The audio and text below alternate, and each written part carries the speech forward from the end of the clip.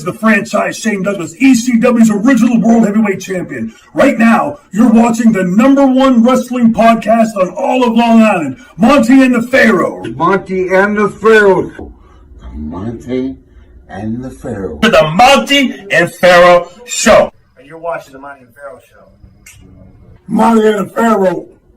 With Monty and the Pharaoh. Monty and the Pharaoh. It's Monty and the Pharaoh. Monty and the Pharaoh. Monty and the Pharaoh. Monty and the Pharaoh. Monty and the Pharaoh. Monty and Pharaoh. It's Monty and the Pharaoh. And Monty and the Pharaoh. Oh, is it Monty and the Pharaoh? Monty and Pharaoh. The Monty and the Pharaoh Show. The Monty and the Pharaoh. To the Monty and the Pharaoh Show. And it's Monty and the Pharaoh, baby. Monty and the Pharaoh. With Monty and the Pharaoh. Monty and the Pharaoh. Oh, what a rush. We've got the future Hall of Famer, that rocker, Marty Jannetty, MJ in the house, and I'm sitting here with two more future Hall of Famers, Monty and the Pharaoh. We're doing that stuff and we gonna rock it.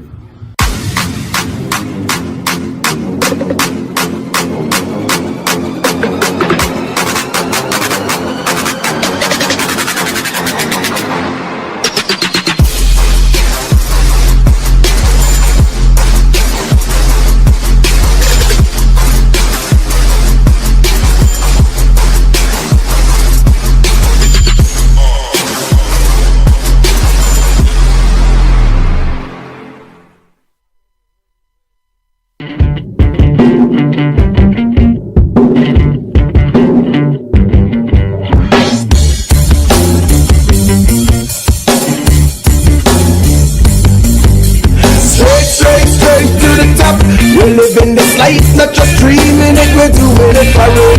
Straight to the top. Working hard every day just to leave out that tower.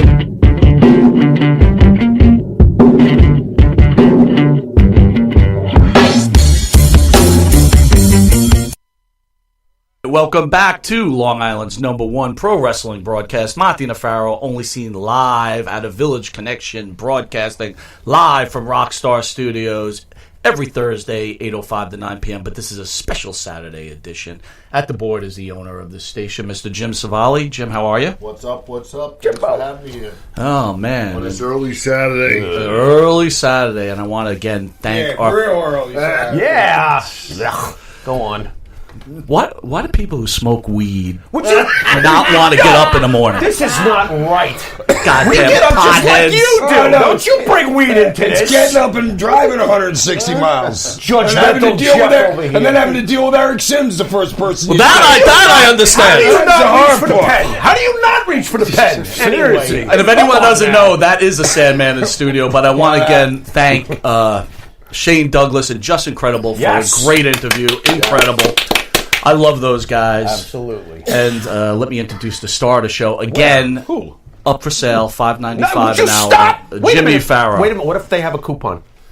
Well, by the way, Village Connection has its own coupon magazine. Wait a second. You put me in the Village coupons. Yes. I am now part of the discounted program. We will actually, that's very flattering there, Jimbo. We will actually pay for the shipping and handling. That is you're going to ship me. Shipping and handling. Yeah, Do I get to be in a box with the styrofoam peanuts at least? Oh, that's very exciting. It's very exciting. Yeah, 12 years of college down the drain. Our guest of honor, none other than ECW superstar, the Sandman. Yeah. So, guys, pot floating around the studio. What? What's going on? It is not. First of all, I'm licensed, so too bad. Can't bust me. Go on. How do you guys function on that shit? Pennsylvania. But how do you function on it? I live with the pen in my hand, one of my pockets, and this thing is never far from me. That's right. Ever. That's right. Sharpens your focus or dulls I'll smoke pot to do something. You know what I mean? Well, like get up in the morning? Oh, I want you. Wait a minute, you smoke pot? Not all of us reach for a box of donuts, you know. Go on. That's true. It's what a shot. That was a shot across my bow. What are you talking? Oh, There you go. There's a double hernia, folks. Go All right. on. You're fired. I know. You sold me already. What's the difference? No, seriously. You have to smoke pot to go cut your lawn? Dude, to do anything. How about to have sex? So, like, if you want to have sex with a woman? Or want to. Not have to. Boy, you got us on crutches. Oh, someone give me weed. Oh, God. I don't think I can get up today. What's wrong with you? Dumbing down of America. Holy stereotype, Batman. Anyway. They're invading our country. Hold on. Let me have another hit of my weed. While I sock the guy who's invading my country. I don't want to shoot. I don't want to shoot at the enemy because I have to smoke my weed. They feed soldiers acid and play the Metallica. What are you talking about? It's medicinal in so many cases. Absolutely. PTSD stuff. Dude, they're using ecstasy for PTSD right now. Thank you know what I mean? Thank you. Don't get, pot is good. Wait a minute. It was given to us by, anybody know who the Queen of Sheba is? If you read into the Mahabharata, right? Yeah. She gave it to us as a medicine, dude. Right. It was given to us by God. Yep. Right. Absolutely. Bingo. So there. What about wait a minute, hold on. Weed wagon? Hold on, no. Now. I've defended this country. I've been in many places, as you should all know. You see me smoking weed? I'm not claiming PTSD. You were drinking What are those weekend dudes? No, bro. I was not a weekend war. No. I was. You know better than that. Wait a second. That's right. You were watching better than that. VHS wrestling tapes overseas. That's right. Yeah. I do remember. Boy, you were exciting. Yeah, go on. Have a smoke, will you? Lighten the hell up. Listen, don't get upset because you're a pothead. I'm not a pothead. I'm a weed dude. Anyway, Sandman. What is going on here? The Pharaoh is going to go over your illustrious career. Jimmy, take it over. And it is illustrious. It is illustrious, ladies and gentlemen. Our esteemed guest today, James Fullington, born June 16th, 1963. Wrong. What? June 19th. They got your birthday wrong? Where did you get this? Wikipedia's wrong. Are you serious? No, I don't even want to read the rest of it. You can't even fix it. This is impossible to fix. Wait a minute. Can't you can't write them and say fix this? What is going on here? No, here? you can't do it. Apparently, it's...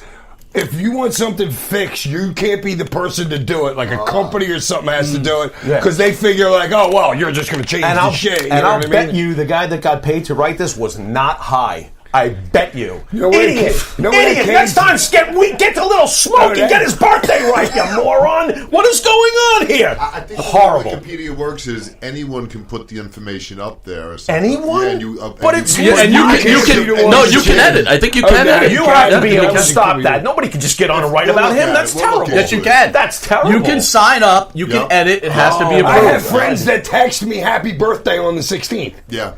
Because they read that or something, you know what I mean? God. Not like people that I've known forever, but people I've met through the wrestling business. When was his birthday again? Well, did they get this part right? It says you semi-retired. Are you semi-retired? I have been since like 2008. Okay, so they got that part right. Okay, folks, for those at home, let me continue. A 5-time ECW world champion, okay? A legendary figure in the evolution of hardcore wrestling, an absolute legend. Also worked in WCW, but I don't want to get into that too much because I want to slap Bischoff again. Ladies and gentlemen, this is the Sandman. Yeah, baby, yeah. Yay. Yeah, I'll be my Raven. Nevermore. What do you got, Mike? All right, let's get into it, man. Yeah. Your controversy about women's wrestling. Nice. What's the deal, bro? Awesome. Okay, dude. By the way. I don't know. I didn't know nobody's name. I don't care. I could know you for like 15 years, but I really don't know your name. Maybe I might know your wrestling name and not your real name. So I think I'm talking to. I'm working the room right here because it's great down there. There's so many wrestlers. You had a long fucking day up there signing shit. So I'm drinking some beers and I'm having fun.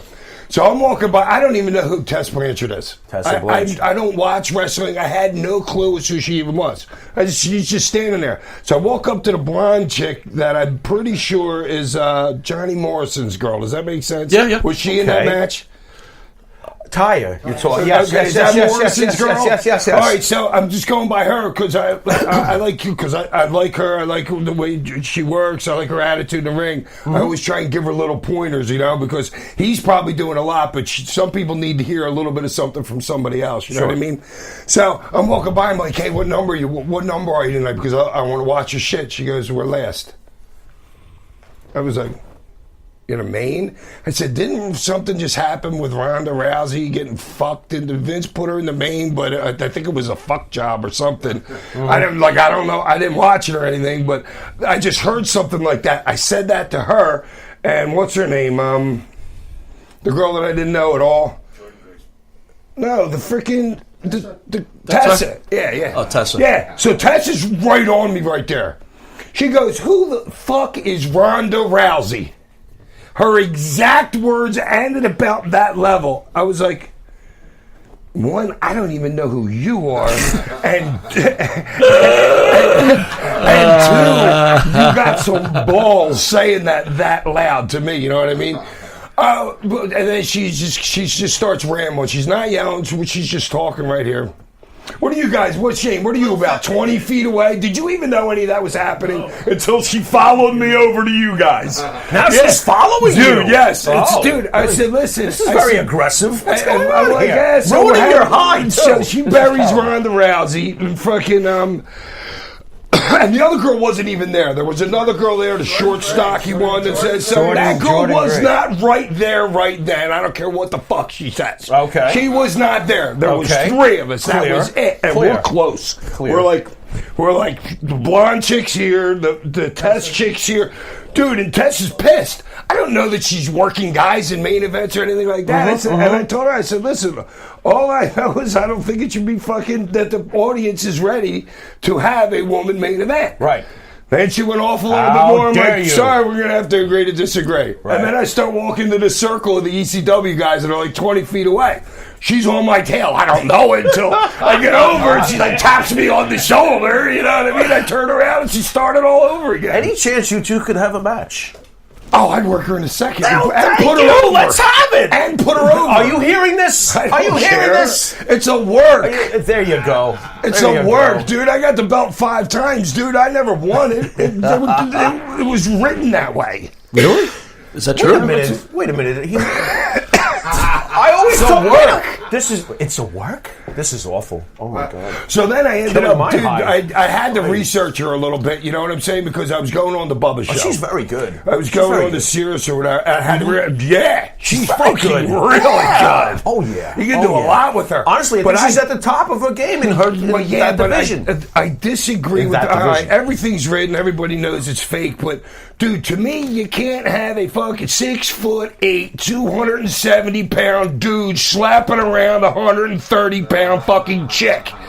And fucking, it just, I know we're supposed to suspend reality when we watch a movie, when we're watching a wrestling match, when we're having sex with our wives. We're suspending reality all the time. That much. I'm gonna make believe that you have real tits on your chest. Hold on, I'm suspending reality. I'm just thinking about somebody else. Tessa, I'm gonna make believe you're Charlotte Flair right now. So the thing to me is, they both look like birds. It just takes a little bit of credibility. I mean, I'll say it again. It's fake, and it's fake, and it's fake. But that's too fake. It's almost as fake as them tag teams going on now in AEW. Oh my God! Amen. Every match is the same spot. Thank you. And nobody sells a thing. Thank you. Thank you. Joke. Thank you. I can hear the internet. They just don't do. I can't watch it. Now you see, Justin. That's why I said they cannot survive.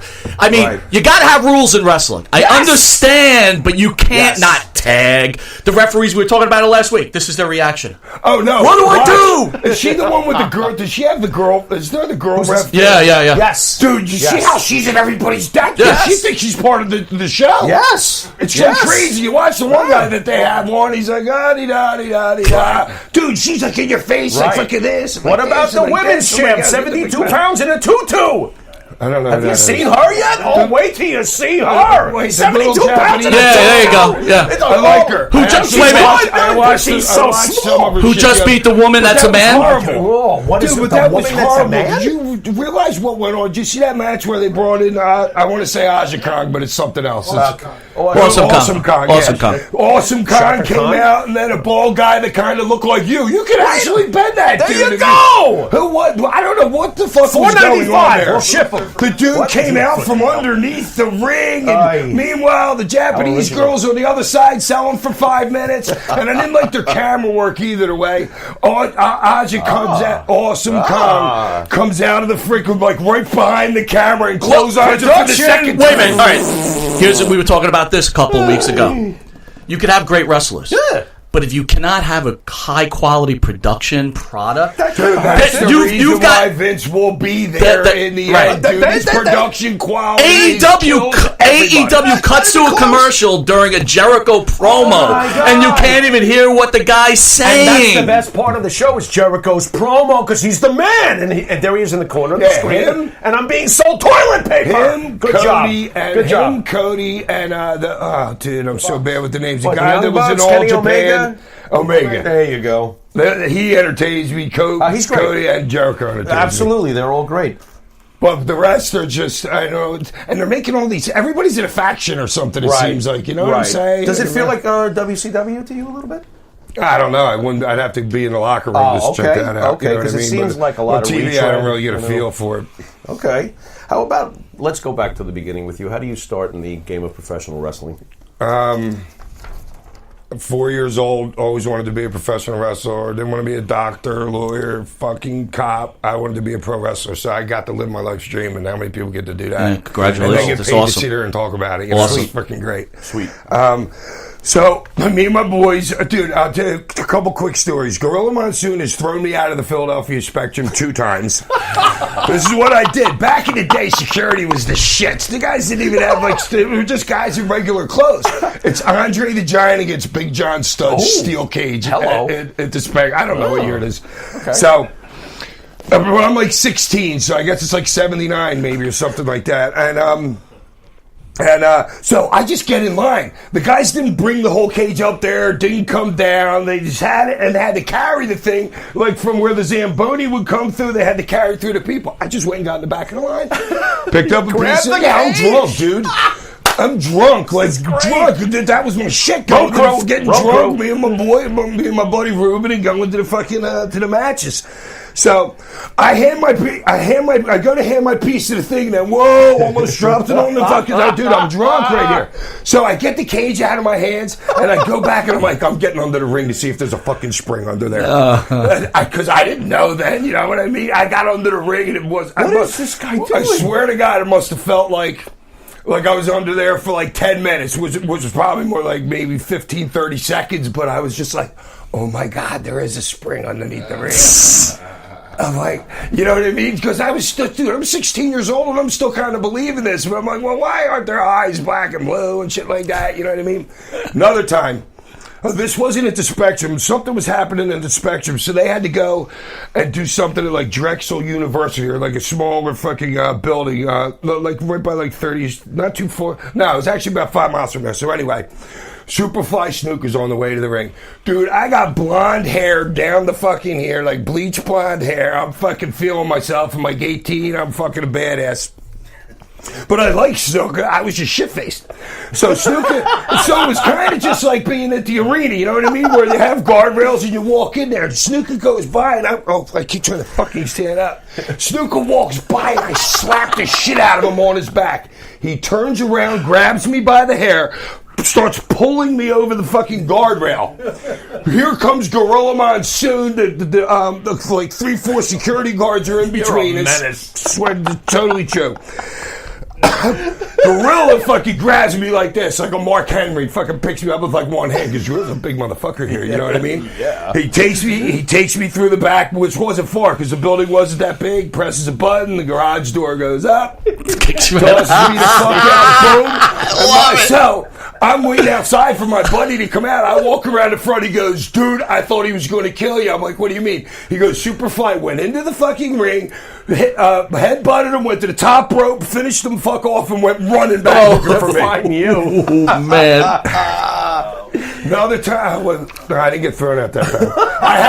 Dude, I was in fucking Halloween Havoc, the first one in freaking Philadelphia, with my face painted like Sting, sitting in the second row. So I'm like, I'm like, by this time, I'm like 27 years old, and I'm still going to the fucking Spectrum. Is your hair still long? He's more mature than ever. I'm not even rocking the mullet at this point. You had a mullet going. Nice. Mullet, Sandman and a mullet. I was wearing a mullet like 95. Oh, yeah. What do you mean hair metal's over with? Fuck off. Yeah, so I didn't even know what an indie show was. You have to understand, I didn't have cable in fucking Philadelphia or anything. All I knew was WWE and the magazines that I could read about. Exactly. All that shit. Okay. We go outside, and then Joel Goodhart had papered the fucking arena. So there was like hey, there's a show here. Bruno Sammartino's going to be here. Shit like this. I got to go check this out. But whatever, however many days later it was, we pull into the place. I think that was McGonigal Hall at Temple on Broad Street.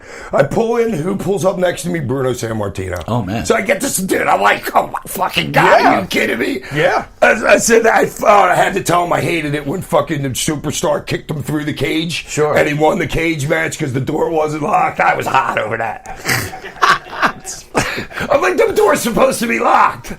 So, dude, I go into the building, fucking, we go sit up high, but the place only hold like maybe 5,000 people. And like Larry Winters and Tony Stetson or something come out in the first match, and I'm like, these are fucking regular dudes. I can do this because everybody for Vince was huge. You know, and fucking everybody's big, fat motherfuckers, dude. And you just think like, oh my God, I can't do that. You know what I mean?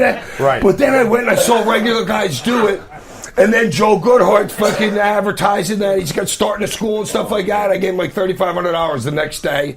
That was like March 4th, like maybe 1989.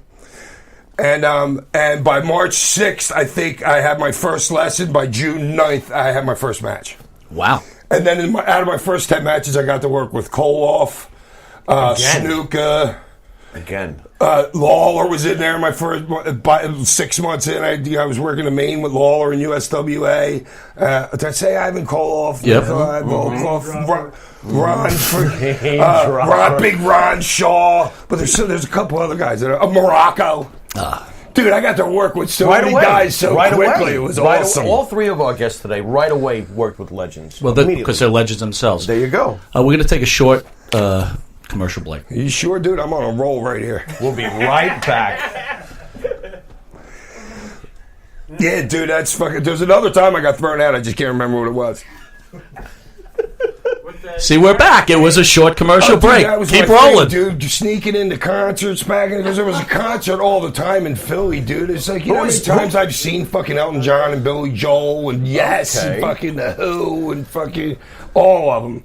I had tickets for Zeppelin, and then what's his name kid fell out the window. I think there was 2 times that I had tickets for Zeppelin. Maybe Bonham died. Clapton's son fell out the window. Oh, is that what it was? Yeah, it was Clapton. Zeppelin expired in 80 when John Bonham died. What happened with them? Why didn't they? They were supposed to tour. Is that where the drummer died? Probably. If you're recalling Zeppelin, it was 1980, the spring of 1980. John Bonham passed away. That was the end of Zeppelin, pretty much. Who was Sandman's favorite band? Just real quick. You got one? I heard you talking about the Beatles. If you had to name Justin Bieber. Justin Bieber? This is the Sandman. What do you? I don't know. Justin Bieber? Maybe, if I had to say one, maybe probably Zeppelin or Yes. Okay. Nice. That's cool. Nice. Win either way with that. Justin Bieber, get out of here. I mean, Zeppelin's great. Too bad they just fucking stole their shit from everybody down in New Orleans. I don't think you heard. I mean, how many times have they been sued? Zeppelin for stealing people's riffs from New Orleans, dude. You know it's I mean, it is what it is. Yeah. It is what it is. Sam, I want to jump ahead. Tommy Dreamer on Stone Cold Steve Austin's podcast said that you pretty much OD'd in Milwaukee and died. Whoa. And then it wasn't Milwaukee. It was Indianapolis. All right. He's got the wrong city. Listen. I thought we were like 40. Here, I'll tell you what. I want to go over a few things. So Bill Alfonso thought you were dead. Who was in studio? Florida? No, I wasn't Florida. Listen. Correct me what's up. There. Let him say Bill Alfonso hid the drugs because he thought you were dead, but they revived you and you went on to wrestle. Tell the story. Because he thought he was dead. Dude, Raven fucking started. I was thinking, you got to understand, this was like crazy days with the pills. We had like rolling different doctors, getting 80 Oxycontin 80s from this guy, 80 Oxys from this guy, 80 Oxys from this guy. Dr. Robert. I never even thought about shooting a fucking drug, or obviously I would have done it by then. Who knows how old I am at this point? You know what I mean? Jesus. So Raven, alive I right look now? over the stall. I'm like, why the fuck is Raven? It was like the second or third time that he'd been sitting in the stall. So I look over the stall and he's fucking shooting. I'm like, what the fuck are you shooting? He goes, I'm shooting an axe. I'm like, I gotta try it. So he told me do not shoot an 80. I'm like, dude, I'm snorting like 5 80s a day right now and an 8-ball. And fucking, you think I'm worried about shooting 180? So I shoot the fucking 80, get in the car, pass right the fuck out. My lips start turning blue. Fonzie's next to me. It's Rhino's first day on the job. Rhino's driving. He had to tell you, Rhino freaked the fuck out coming back in the next day. So these guys are driving down the road. Whoever calls fucking 911, and they pull over. The ambulance comes. They hit me with the fucking the fucking needle to the heart. Take me to the hospital. I wake up at like 2 in the morning. Wake up 2 in the morning. I'm like, whoa, what the fuck am I? I said something to the nurse, and I'm like, I had done. I pulled the fucking things out. They had me hooked up to a bag or whatever, banana bag. I pulled them out, and my phone happened. My phone and my shirt or something was fucking behind me. I called Fonzie, said, yo, Daddy, we're right around the corner at the Marriott. But I think it was close enough that I might even walked. So, yeah. Wait a minute, he's not shocked you're alive. Huh? He's not shocked you're alive? Well, he's like, dude. Hey, cool, you're alive. Come on over. On my watch. The night that fucking him and Beulah, right? Fonzie's got heat for some reason with Paulie. I'm not sure exactly what it was. So Fonzie bled like a fucking pig. I take Fonzie to the hospital on fucking Broad Street. And he goes in there, emergency room. He lost like, I don't know, if you have like 8 points of blood, he lost like 5 of them or something like that. You know what I mean? They were worried about him. 3 hours of the docs. 3 hours later, I'm fine. He's like, we're getting the hell out of here, Dad. The doc goes, no smoking, no drinking this. I had a cocktail waiting for him and a cigarette in the fucking car. Well, yeah, dude, the dude just lost like 65% of his fucking blood. Yeah. Oh, my God. How do you arrive in ECW where everything obviously changes for you? What? How do you arrive in ECW? How did you wind up in ECW? Dude, I was there. I had more seniority than anybody. Nobody was in that company longer than me. I left for a year and still had more seniority. From the Eastern Championship Wrestling. Yeah, dude. So how did you wind up in there with Todd? Dude, me and Todd just hit it off. Todd's like one of those people that just fucking it's like Stryker is with me. There's just people that are called familiars. Mm-hmm. And it's like somebody that you just know. Dude, I get goosebumps even thinking about those two guys. Dude, they're just my familiars, and me and Todd just hit it off great from fucking day one. So soon, I didn't even know. So Joel Goodhart goes under.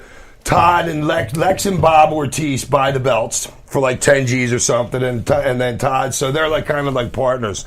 And Todd tells me to come down and see him in his fucking office, and he's like, "I'm going to make you my champion." I'm like, nice. Yeah. Wow. So then I get bored. Okay, let me tell you this story. So we used to wrestle when Todd first took over. I couldn't wrestle at the place we were because it was called Market Street East. And they had a great piano bar there.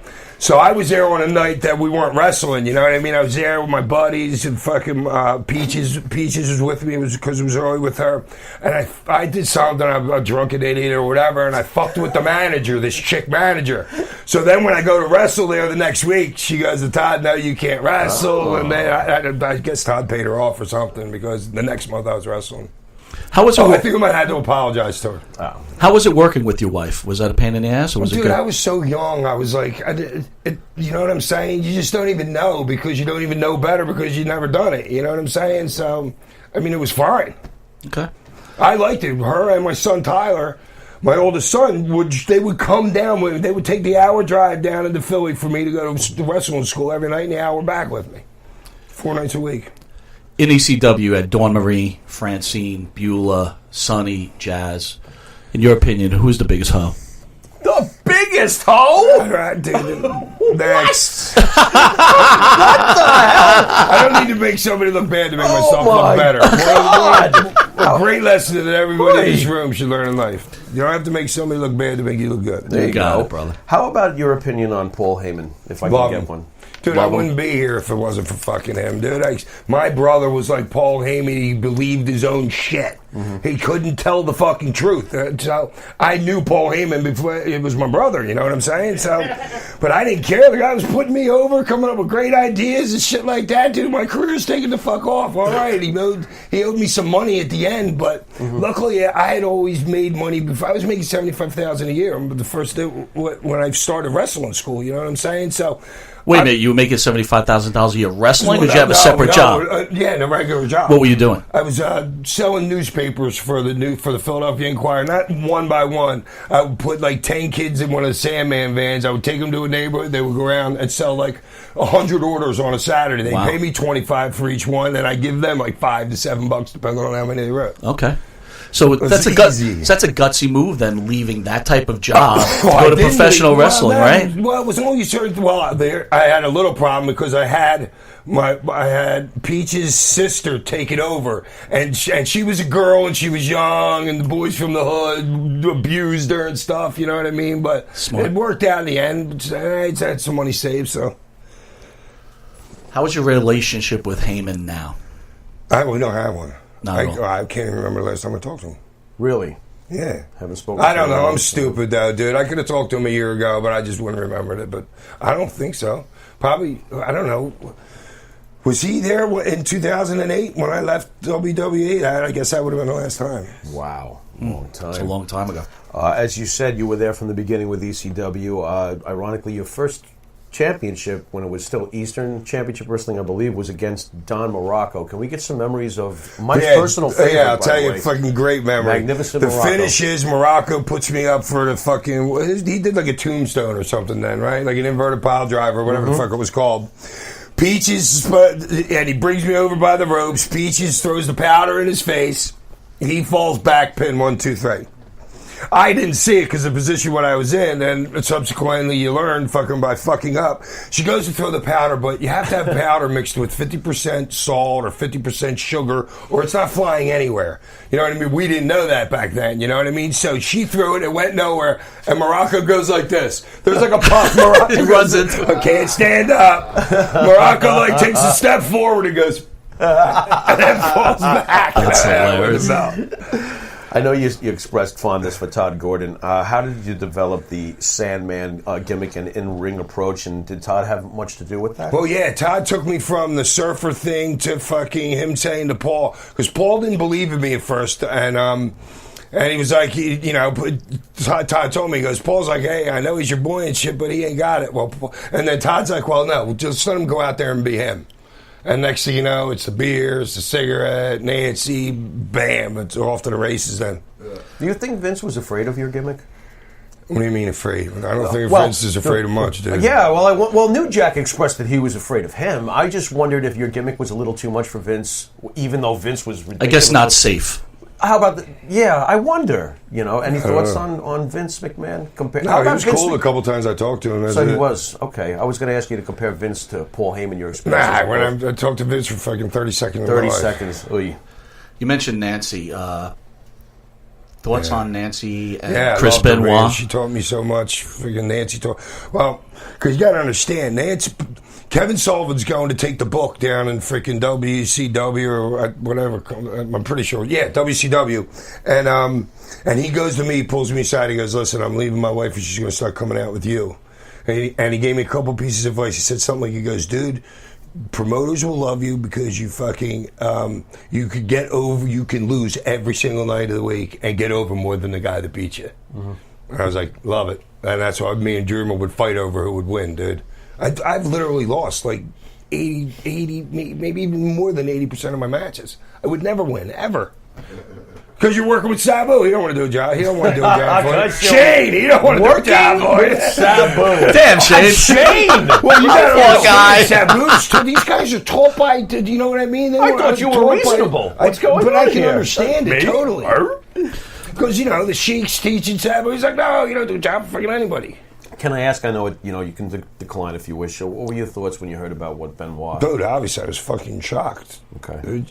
Yeah, I liked Chris a lot. I mean, everybody liked Chris, but shit happens. Were you surprised? Did you see anything coming that way? Right. Just out of the blue. Yeah, no. Okay. You obviously watched the entire transformation of Eastern Championship Wrestling to Extreme Championship Wrestling. Did you know at the time what sort of impact this company would ultimately have on the business? No, dude. I would have appreciated it more, and I would have treasured it more if I did. You know what I'm saying? We're just rock starring it the fuck out. You know what I mean? Straight rock stars, dude. Sure. That's how we are. You know, you're not thinking about how, you know, what your place is, but I'll tell you what, I do remember when we started making Japanese magazines, and I was like, all right, dude, we got something here. Something's you know going what on. I'm saying? Yeah. Yeah. You held ECW Tag Gold with our good buddy Too Cold Scorpio. I wanted to get your thoughts on tag wrestling versus one-on-one competition. Do you have a preference? Yeah, probably one-on-one more than tag, especially the way tags are being done now. Where there's like 8,000 moves, nobody sells anything. You don't even have to tag in AEW. Dude, I didn't even notice that when I watched. Yeah, I don't know, because to me, I was telling, who the fuck was Pat? Was I telling you that freaking when I think we were watching. Hey Pat, how are you? Pat, what's going on? But we were drunk. Who spun the guy to pull the hair to make sure that the ref actually didn't say it? Was that me and you talking about that last night? I can't remember. That was drunk. Yeah, but like it was, but it was actually, but you know, it's just weird because I noticed. I'm like, wait a minute, did you see somebody actually spun so the ref didn't see when they cheated? Right. It's like a joke. They see everything. You had many different angles in ECW. We were talking about Vince being scared. Do you think that whole Vince crucifixion? wasn't scared of shit, dude. He had Paulie in his pocket the whole time, way earlier than anybody even fucking knew. Right. What did you feel about the crucifixion angle? Dude, I loved it. What are you kidding Do it me? again! I made it. I made the cross, dude. You know the Really? dude. You know the freaking who was it? The scaffold match with Dreamer on the chain swinging. I built that whole thing and put it up there myself. The cross thing. We get back in. We come back through the curtain. I'm loving it. Everybody's just like standing there like that. And I don't even know who the fucking Kurt Angle is. That's what I was about to ask you. Like, I don't even know who the fucking dude is. When I walk like 20 feet, there's a circle. Here's Todd, here's Paulie, here's Shane, here's Kurt, and there might have been somebody. Oh, Raven. And I'm like, no, do not fucking do it. I don't fucking care. Do not go out there and fucking apologize. I'm going to be pissed. I was very adamant about that, dude. That made him look like a fucking straight pussy. It still makes me mad today that fucking that happened, but I guarantee you Kurt Angle didn't go up to fucking Vince and say anything when the Undertaker put fucking what's his name on it 6 months later. Yeah. I mean, it was a cross. It's a really good point. However they made it look all nice. Yeah, good point. You think Kurt went to Vince that night? Nah. No. Your second reign as ECW champ, you suffer a concussion against Cactus Jack. Any memories of that incident? Well, no, I was concussed. There it is! Wham! Hello! Wait a minute! Did I word it this way? I set myself up! This is terrible! Get the hell, Farrell! That's hilarious! Go ahead! Hey, pass that pen! Anyway, this is terrible. All right, when you did come to, did anybody tell you about what you should remember? No, How's that sound? I came to, and the only reason I remember this is because my wife was there. Oh, that's I even came worse. to in the fucking hospital at like 10 a.m. the next morning. The guy asked me who the president was, what state I was in, and something else. Got all three of them wrong. He goes, go back to sleep. Stay there. And then fucking later on, once like 4 o'clock, 5 o'clock in the afternoon, I started to get my fucking shit together a little bit, and they released me. How about conviction to your craft, right? You get blinded by Tommy Dreamer. So the rumor is that you pretty much hide in your apartment and so people... No, dude, you have to understand something. Not everybody had a fucking phone in their pocket. And there wasn't TMZ News, and there fucking wasn't all the shit where everybody knew. Dude, I was just hanging out in my town. He's just hanging out. You know what I'm saying? No, I wasn't a recluse. Yeah, what are you, like Heath Ledger when he was doing the Wait a joke? minute, that's the way they present that. That's a Paul Heyman story. That's a payment says that you locked yourself Paul. away. Well, of course, he's going to say Does it he like still that. owe you That's money, Paul. Paul Heyman? No, that's it. We're good. Maybe not. No, we're good. That's hilarious. I owe him. I probably fucking owe him. There you go. Oh my God! Too What do you funny. got, Mikey? Legendary program with Raven and your son. Oh, wow. Who came up with that angle? Did you enjoy it? Oh, here we go. Yeah, I'll tell you this. Thank you. So we're in freaking, I think it was Jim, maybe Jim Thorpe. But wait a minute, there used to be this dude that was like a biker dude and had a gorgeous wife. I don't even know if you were at the company yet. I forget the names, of course. Home Alone movie's hot. I walk in, fucking, me and Todd drove together. Todd was in the locker room before me because it was small and I didn't like being in there. And So I walk up to Paul. Paul's sitting here. He goes, I got a great idea. I'm going to get Macaulay Culkin. And he says this to me in the middle of the locker room. He goes, we're going to get Macaulay Culkin, and we're going to do this, and we're going to do this. And Todd's just like smirking on his face. I'm like, Paul, why don't we use my own 5-year-old son that looks just like him? He goes, that's a great idea. That's how it started. Wow. The cane. Fucking me ended up with the cane. Fucking Michael Fay, this kid in Thailand, spray paints a fucking car, right? And now, it's not like, hey, go to jail for a couple months. It's like, no, dude, we're going to beat you, and we're going to beat you good, dude, so you're going to learn a lesson, because that's how it's done over there. So he was going to get caned with, it was like a cherry stick with like a vine wrapped around it or something like that, but every shot draws blood. And the United States was up in arms.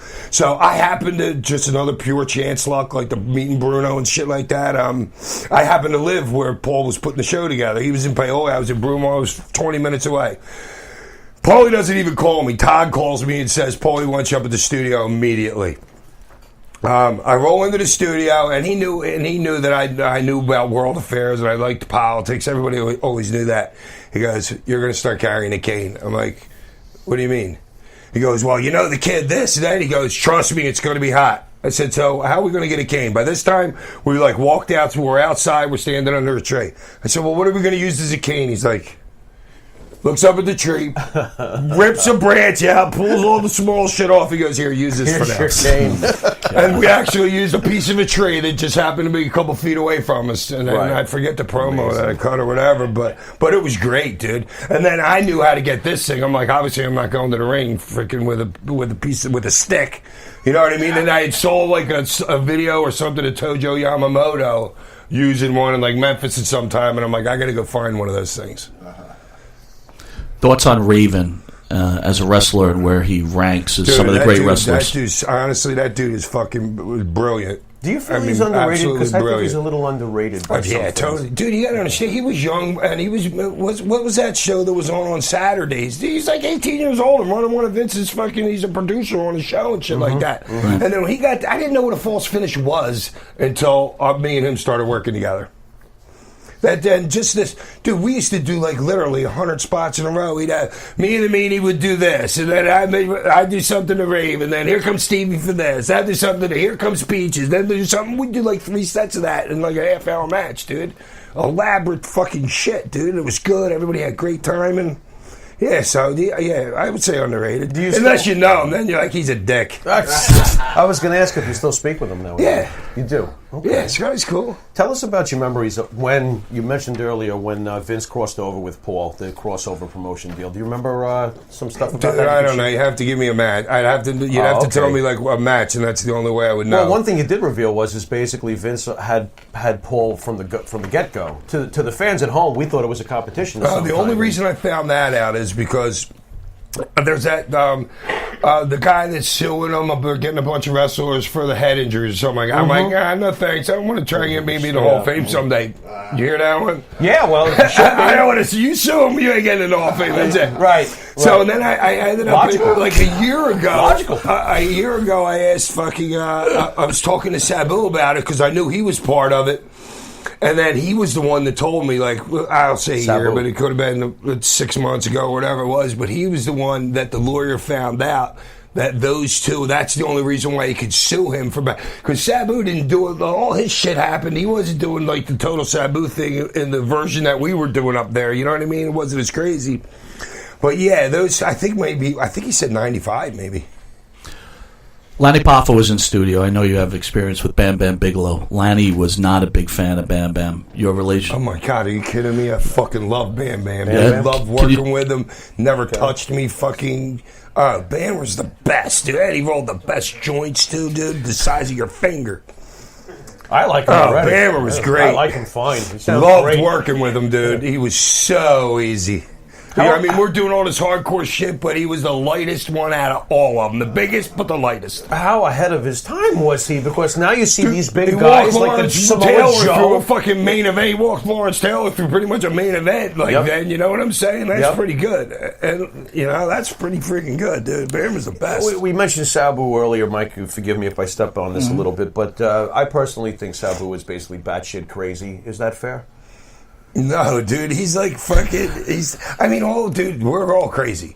Oh, yeah, so's the Pharaoh. Really? But I mean, Really? got that little bit more Little freaking, surprised. like crazy, you know what I mean? I thought he was perfectly normal. Well, no, dude. All right, crazy is if you watch him in the barbed wire match and fucking he's gatched like an inch deep and he's like, here, give me some tape, Fonzie. And let me put some fucking tape around it. Yeah. Or he does fucking, he goes to do a moonsault, there's a table laying next to me upside down, he misses me and his face hits the fucking, the top of the table's fucking foot.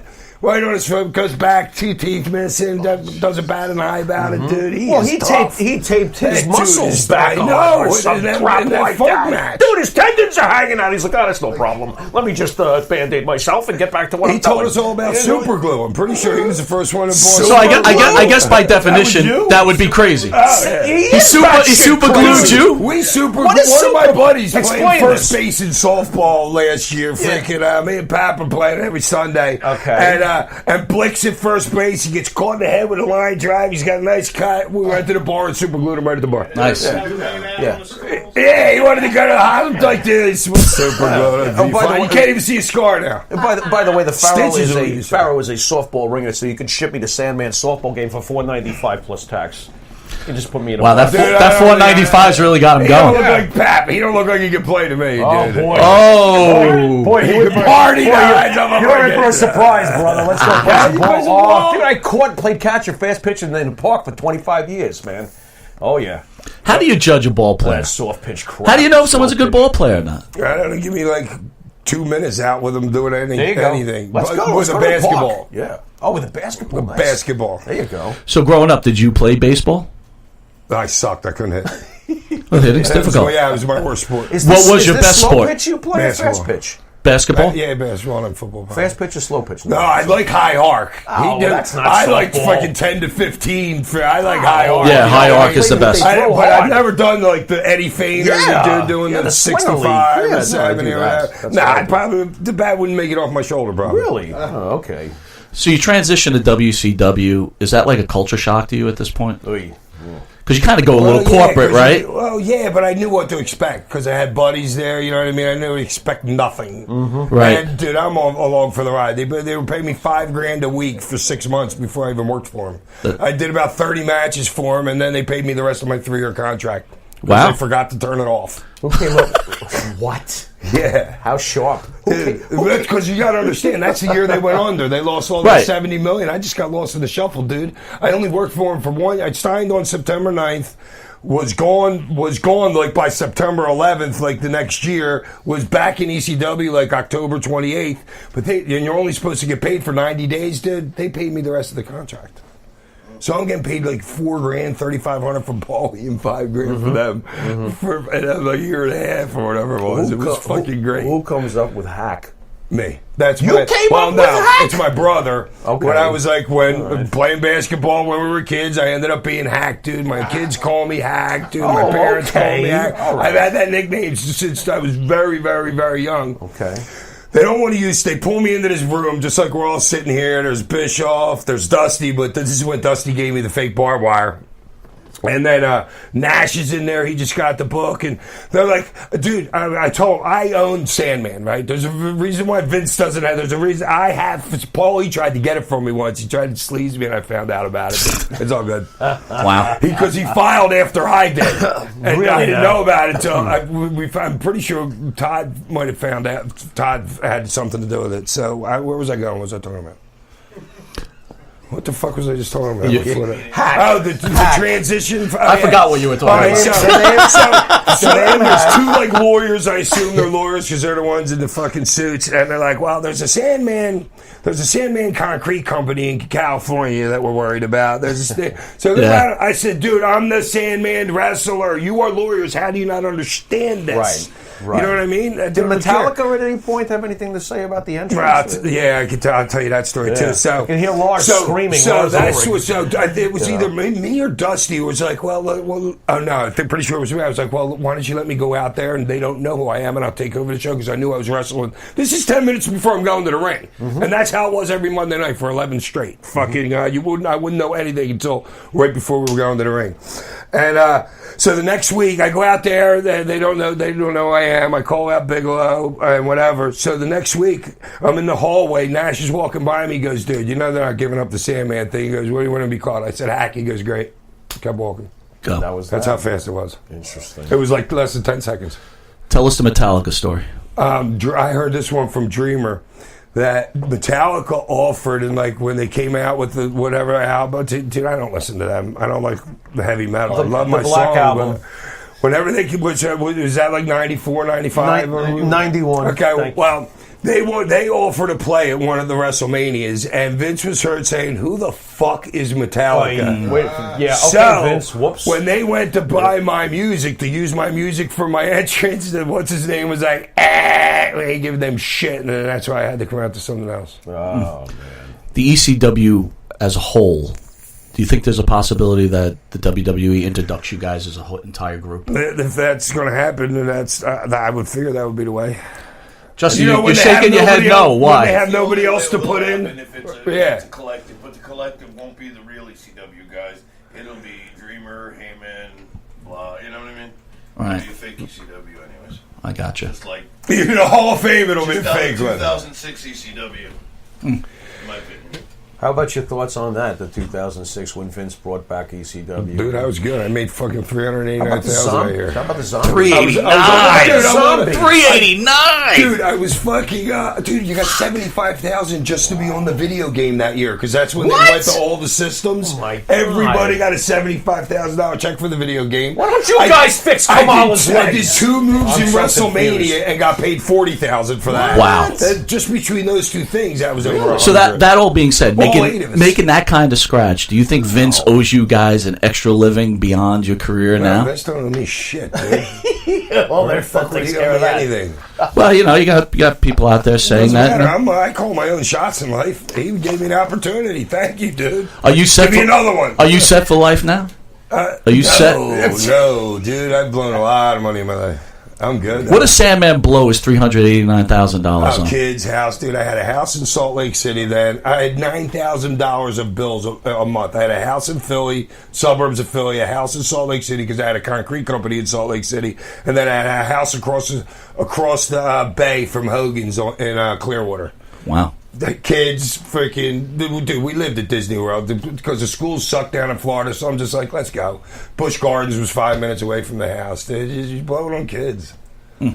Thoughts real fast on Rob Van Dam's impact on wrestling, and especially the way you see today's wrestlers flipping and flying all over the place. Thoughts on RVD's Van Dam's fucking guy. He's like one of those innovator dudes. You know what I'm saying? With like the Van Dam lift and dude, and he'll kick your head off from like anywhere, anytime. But he's a very good friend of mine. In fact, I was just texting him something the other night because I was thinking about starting a company and calling it like a Samboy thing, and he actually made that up. Rob used to call me Samboy. So I'm texting him. I'm drunk again. It's like 1 o'clock in the morning. I'm drunk let me tell you how this Okay. works. Oh, we're going to get the actual text. We can actually pull up the text. This is actually... Oh, yeah, dude. Okay. In between, we're bringing in promoter Eric Sims. Here we go. All right. I said 8:02 p.m. I was drunk. I thought it was like 1 o'clock in the morning. Dude, you used to call me Samboy, so I can't say it was my idea. But I'm going to name a new company of mine Samboy. Are we okay, or do I owe you money for the idea? He sends me back with one of his emojis. I think we're good. I say lovely. Then he texts me back at 1:20 a.m. in the morning. Miss you, bro. Love you. With one of those emoji things. Nice. Yeah, man. I love RVD. RVD, man. He spiritually, he was the one that he told me a lot. You have a lot of respect for the business and the people you work with, it seems, right? Well, yeah, dude. Fuck. Then you wouldn't have respect for yourself. You know what I'm saying? There's a lot of guys that came from fucking nothing to do this shit, and it's because they loved it. It's not the guys that were football players and then they fucking couldn't make it in the NFL and they're like, oh, let me be a wrestler. You know what I'm saying? These guys freaking lived, breathed this shit 24 hours a day for years and years and years. So you gotta respect it, because I know I did. Bringing in Eric, speaking of respect, bringing in super promoter Oh, Eric God. Sims. Eric, We're going to be with the Sandman. We're back again one more time. So, Sandman, Shane Douglas, just incredible. 1 to 3 p.m. today. We're back at the Wrestling Universe, 3429 Francis Lewis Boulevard in Queens, Flushing, Queens, New York. And then tonight, Titan Championship Wrestling, right? The debut of Titan Championship Wrestling. Same owners, -1. Oh, new Throwing program. Throwing shots. Yeah, hey, owner. Titan Championship Wrestling. It's a night of extreme. The night of extreme is tonight. You're lucky I'm going It's tonight. Oh my God! Do you see the shot of my head? The night of extreme is tonight. Holy shit! He's hardcore! Just incredible! Holy shit! He's hardcore! Connecticut, New Jersey at the American Legion Hall. I'm gonna be there. They're gonna be there, and so should you. Wow, unreal. Oh my God, that was great. I gotta tell you. Aspirin, you all right over there? Oh, all right, my Lord. I want to thank again Shane Douglas, just incredible, and I want to thank you, Sandman, for coming in. This is easily the funnest interview I've ever done. Oh my God! Look at putting us over. Usually it's guys that just like sit there. Well, let me ask you a quick question. Like a Howard Stern. Let me ask you this. Thank you. Where it goes. Let me ask you this question. In 1995, you put an armbar on Raven. What was your feeling at that moment? Nerd! Shut up! Oy. Dude, I don't think I put an armbar on anybody. I've never seen you put an armbar on anybody. No, honestly, this has been our honor. You guys have made a difference in wrestling. The fans still love you, and I do believe the WWE will recognize what you all have done for this business. Again, we are honored to have you guys on our show. And Sandman, that was a great interview, and I appreciate everything. Thank you for being with us. You've been watching Long Island's #1 pro wrestling broadcast, only seen here live out of Village Connection Studio, out of Rockstar Studio. You can catch Monty and the Pharaoh at www.montyandthefaraoh.com, on YouTube, on every podcast network, and also on cable, channel 115, every Tuesday from 8:30 to 9 p.m., Saturday mornings from 6 a.m. to 6:30, where you'll catch Sandman, Shane Douglas, and everybody else. And then starting on channel 120, don't know the time yet, and our newly affiliated Fox Network, Sports New York. You've been watching Monty and the Pharaoh. Later. Thank you. Good job, Eric. That was awesome. Good job, man. Lovely. Thank you, bro. Thanks, bro.